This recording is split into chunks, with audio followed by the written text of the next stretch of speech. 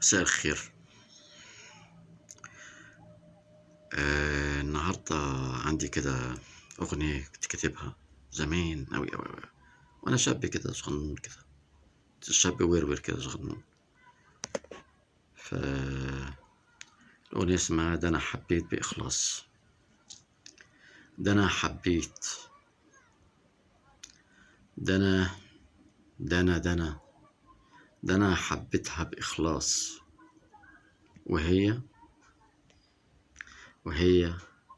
خانتني بإخلاص، خانتني بكل إخلاص من كل قلبها. وآه يا عيني، يا عيني على اللي حب يا ناس. ضبط في عينيها والسحر شفايفها.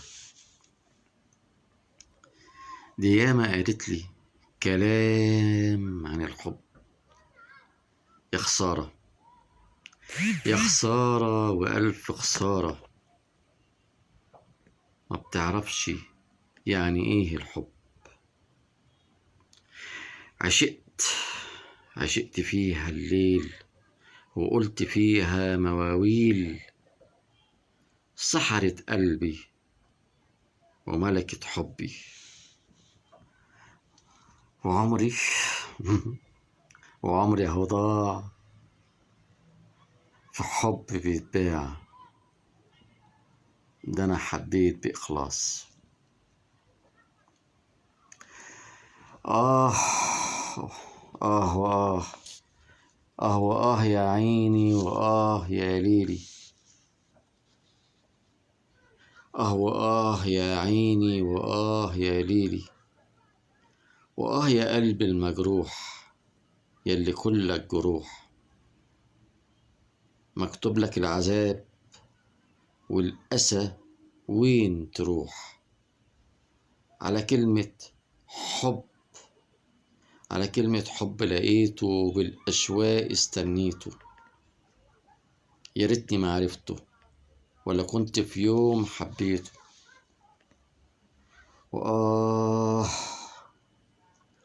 من قسوة الزمن، ده عمري هو التمن. ده أنا حبيت بإخلاص. يا رب تكون حبيتوا الأغنية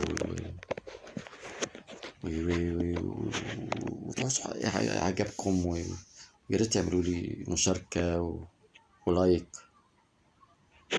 دلوقتي بقى ايه، اطلب حاجات من امازون تجيب لي شوكولاتة مثلا زي دي كده،